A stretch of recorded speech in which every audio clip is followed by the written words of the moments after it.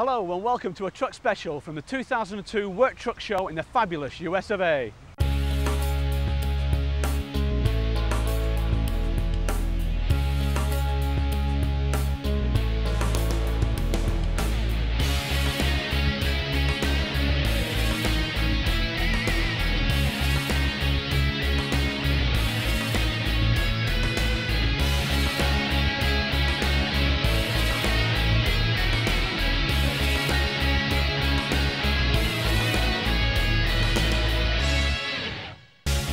Coming up in tonight's show, we uncover America's dark little trucking secret, Eve will be out on the road, and Brian will be giving us his used van top tip.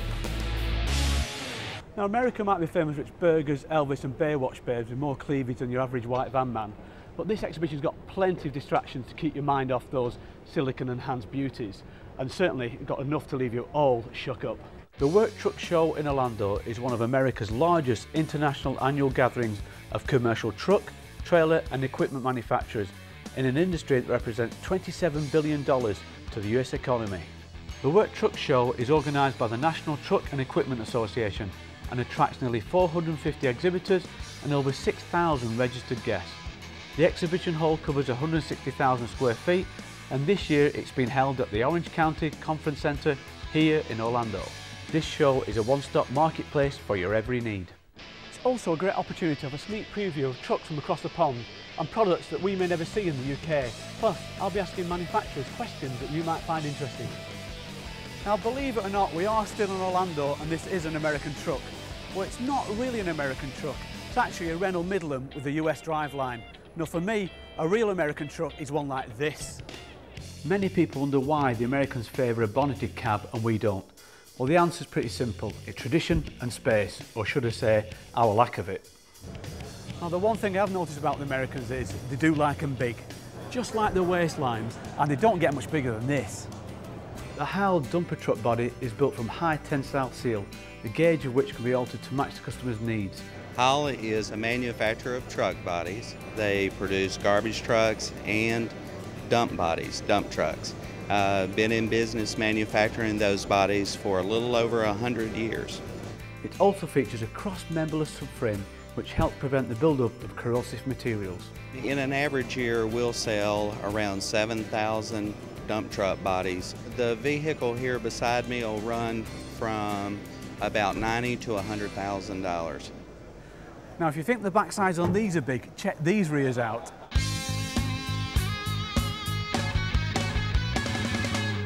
Now, you wouldn't want those dumping a load on you, would you? So it looks like size really does matter to Americans. In fact, if you look at the back of the body here, they've got planks on the top, and guess what? That's why they're called greedy boards. Now, because the US is so big and the climate and terrain vary to extremes, Yanks demand more from their trucks. Now, customisation is the name of the game. It allows you to personalise your truck to your every needs. Take this snowplow, for instance. The Monroe snowplow can be fitted to all makes of trucks from Class 3 right the way up to Class 8. We're a large manufacturer of snow and ice control equipment. We ship equipment all over the world, and the most of our plows are a highway plow, which would be in a rural country for plowing snow. The basic plow is 10 to 12 feet long, 36 to 41 inches high. Perhaps one of the more unique features is a flexible plow base that prevents damage from such things as rocks and raised manhole covers. Our lowest price plow probably enters into the market at around $4,000 US. We go up to as high as $25,000 to $30,000 on those big 30-foot airport plows which we sell. So your snowplow will help you get around, but what happens if you have to work on the job? If you forget your mobile phones and your laptops, this is the ultimate mobile office. Basically, it's a large toolbox that you get to take with you over and over again. The people that buy these are typically utility companies, tradespeople, plumbers, electricians, people in the air conditioning business, right through to military operations in both U.S. military, Canadian military. They see the long-term value, of course, as others do, in the fact that they can move this from vehicle to vehicle in the future, and that's worked very well for them. The Cargo Body Mobile Field Unit is a slip-on body that caters for all types of applications such as utility, builders and landscape gardeners. The development of communication technology has resulted in increased demand for these specialised vehicles. They'd typically go between $5,000 US right up to maybe $10,000 US, depending on how specialized the package might be. But what happens if it's not just yourself you're carrying and you've got deliveries to make? Morgan is the largest manufacturer of Class 3 through 7 van bodies in the U.S. We do about 25,000 bodies a year. Dry freight, which is the unit behind you here, which is not refrigerated, and then the refrigerated units. We're probably the largest manufacturer of refrigerated units in the U.S. too. Probably have about 50% of U.S. market share. This Morgan body allows you to do two jobs at once because it separates the fridge from the chiller. Handy if you're in the supermarket game. The product you see behind me here is a brand new trailer for us. It's a refrigerated multi-temp trailer that completes our product line offering. It's called a multi-temp unit, where you can actually freeze on one side and chill on the back side. So you can haul a variety of products from ice cream to lettuce. Now if I was to call you spineless, you might get a little bit annoyed, but in the case of this vehicle, that's exactly what it is. The Marmon Harrington axleless chassis was invented in 1988 to allow car transporters to carry more vehicles and increase body volumes by up to 35%. This vehicle has an unladen frame height of 15 inches, and typically in the UK we see them used as brewery wagons. So if you're stuck for space, or the goods that you've got are too high to handball, this is really the truck for you. In fact, this spineless truck could save you a lot of backache. Now another way to prevent back injury is a Swedish massage. Sorry, wrong show. What I really mean is a tailgate. Now what goes up must come down. But for once in your life you might need more than a lift. In fact, you might need rescuing. So you've been rescued from your cab, you've lost all your load, so how are you going to clear it all up? The answer is this, the Mitsubishi Road Sweeper. The Mitsubishi Fuso FE-HD is a Class 4 truck with 145 brake horsepower, turbocharged and intercooled diesel engine and a maximum torque of 270 pounds-foot. Now we've all heard of Mitsubishi, but what's the Fuso all about? Fuso is actually the original name of the truck division of Mitsubishi, which was established in 1917. And when we came into the United States, in order to distinguish us from Mitsubishi cars, we decided we should adopt the Fuso name. So in many parts of the world, the truck is known as a Fuso. In other parts of the world, it's a Mitsubishi. Now let's have a look at how he's been getting on out on the road. But join me later in the show when we look at some more highlights of the Work Truck Show 2002 here in Orlando.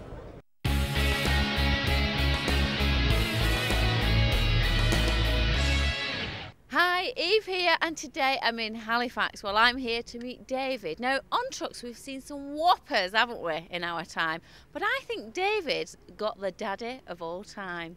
What am I talking about? I'm talking about his truck, and what a whopper it is, David. Hi. What a massive truck. That's right. It's a 250-ton MAN, Yeah. 600 horsepower.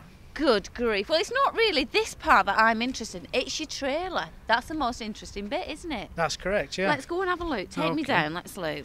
What we have here is what they call a term as a modular trailer. And what does that mean? Well, basically, it's a big Meccano set. Yeah. And what you actually do is you build the trailer to suit the load. So for instance here we've got a 140-ton casting, and we've had to assemble enough axles to be able to spread the load accordingly. How many axles has this one got then? This is 10 axles at the moment, Right. with a 4-axle tractor. How many axles can it have at a time? As many as required, really. Like you say, you design the trailer to build to carry the load. Right, so you could carry anything really. That's right. That's right. What's the most weight that you could carry? We've been carrying upwards of 500 tons on site and that sort of thing.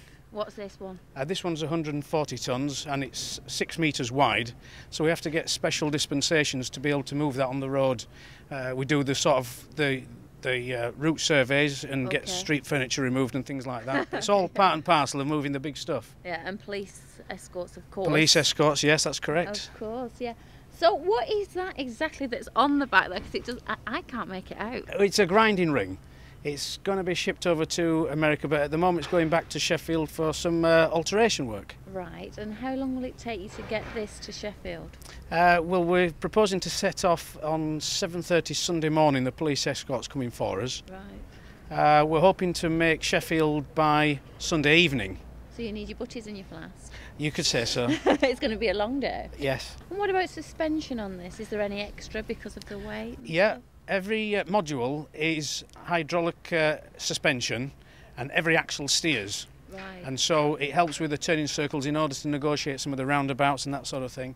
Because not only do you have just rows of axles, but if you have a certain size vessel or engineering piece, you can insert a bed attachment so that it helps to sort of carry the load and spread the weight. Do you have to have lots of training to drive a truck like this with especially a large load like that on the back? Yes, I mean the drivers have got to have a certain aptitude, and that's key to getting a good driver. Is somebody that's nice and steady, thoughtful, and can plan and see where he's on the road and what he's got to do and anticipate the other traffic users as well. And you say he, but you've no women drivers.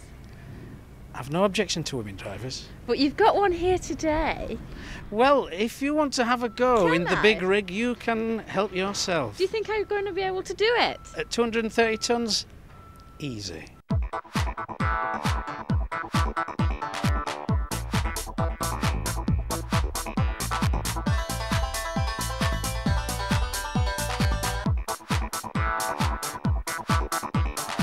Well, that was excellent, and it just goes to prove that boys never grow out of the toys just get bigger. From me, Eve, till next time, take care, bye-bye.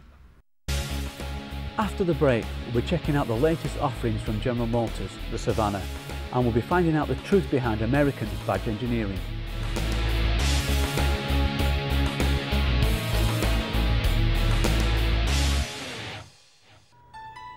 Now welcome back to part 2 of our truck special here in Orlando. In part 1 we saw the diverse use of which the Americans put the trucks through, and by now you're probably thinking that the US is the centre of the truck world, but you'd be wrong. And the reason is that many of the American truck manufacturers are actually owned by the Europeans. Check out these headlights. Do they look familiar to you? They look like they could actually belong to a Mercedes saloon. Well, that's no big surprise, because this company is actually owned by Daimler Chrysler. Freightliner are one of America's leading truck manufacturers, and they have recently launched a new Class 5 to 8 truck called the Business Class M2. This is a medium duty and vocational truck, and although it is completely new, Freightliner have decided to continue with the business class name started in 1991. We have conventionals with the bonnet, as well as cab overs, which we call the Argosy product, and I believe it's sold in the United States as well as in Australia.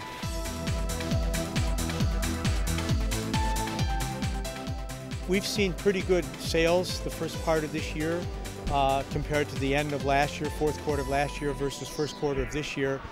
We've kind of seen a trend where it's going upwards, and we're hoping that like through the second and third quarter that will continue, and by the end of the year we hope the market is on the rise. If you thought those headlights were familiar, I bet you recognise this. Essentially what we've done is recreate the market. There's always been a market for commercial vehicles that are van type as well as medium duty, but as these cities are getting more and more crowded, we're getting people that need higher cargo capabilities and can't take a big truck. So we're essentially fitting into a niche that is being created by this renter. More people are moving up from vans into these and moving down from medium duty products. Now another vehicle that draws from its European heritage is this Mack Freedom. Despite the use of an all-American powertrain, the use of the Renault Midland cab is all too obvious. Mack have been owned by Renault for many years, and of course they are now part of the Volvo truck group. Macks have been traditionally strong in the construction sector, and with the launch of the Freedom range, they hope to make inroads into the distribution sector. This product covers the Class 6 and 7 range, which means 26,000 pounds up to 35,000 pounds GVW. This is a fairly broad range that we can offer here because it's Class 6 and 7. That means we can do most of the operations in van body applications, reefer units, refrigerated, oil tanker deliveries, flatbeds, platforms, tow trucks. With the 4 models we have, our price range is starting at $47,000 and going up to $55,000 for the standard truck. It's clear that European truck and van manufacturers are having more and more influence on the US market. So much so that following the Mercedes league with Sprinter, GM are rumoured to be talking to Iveco to bring in the new daily van.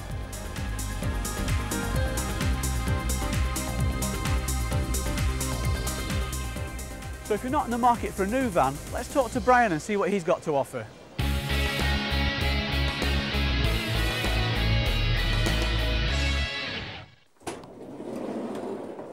Ever had one of these vans outside your house at night? Was it still there in the morning? One of the most stolen vans in the UK, Ford Transit. Let's go and have a look. Right, one thing you've got to watch on these, especially on these doors, you get a lot of cracking around these and they will split down here. Now, make sure you get a good repair on that, because if you don't, that's a good place a criminal can get in. Secondly, on these sliding doors, make sure that on these bottom runners, these balls and all this down here works free and there's no corrosion, because otherwise the bottom of the door will break away and fall off. Make sure that's all there. Make sure the runners on these are sound as well. Again, they are stainless steel runners, but they do have a habit of breaking off the bodywork. Let's go and have a look round in the back now, see what we've got. Now this is a Transit 80. This is a standard roof Transit. Now they do come in different variations. You can have a semi-high roof, a high-top roof. You also get Transit 100, Transit 120, long wheelbases. Now the thing you need to check with these is make sure when you're buying one you stick within the law with your weights, because they all do vary. There are a few problems with these, however, so let's go and have a look at a few of those, shall we? Let's have a look inside then, see what we've got. Plenty of space inside any of these Transits. Dual passenger seat, always fitted as standard. Document holders, we've actually got some. One of the vehicles that they do put them in. Some of the problems we do suffer with are seats. These seats on the Transits do tear and wear terribly bad. Check them. If they are bad, make sure somebody gets them repaired before you buy the vehicle. Now let's go and have a look under the bonnet, see what we've got there. Now this is the 2.5 diesel and it's normally aspirated. The 2.5 is fitted in all the Transit range, but they do a turbo version as well. That is far and few between though. The only thing you still have to watch out for on these is cam belts, 40,000 miles, make sure they've been changed. Make sure you get a good service history with one. The other thing, as we were talking about earlier, stolen vehicles. Now if you get an immobiliser put on this vehicle, the vehicle is still likely to be outside your house in the morning. Make sure it's immobilised. You can also get special security pieces for your locks, their armour plating, certainly worth thinking about. They are a good van. Now, Transit 80, Transit 100, Transit 120. So there's a Transit van for everybody and every marketplace. Right, so you've now decided what Transit you want, the 80, the 100 or the 120. Think of ways of purchasing it. If you're buying from a dealer or a good used commercial outlet, you've got options, you've got several options. You can pay cash, that could drain your cash flow. You can pay HP, you can pay lease, or you can go on a lease purchase. Now if you go on a lease purchase, you will get 100% tax relief per year on the money you pay out. Go for HP, you'll only get 25%, so will you if you pay cash. Think about your options, talk to your dealer. There are a lot of options on buying commercials, a lot different to other vehicles. So make sure that you know them all before you part with your money.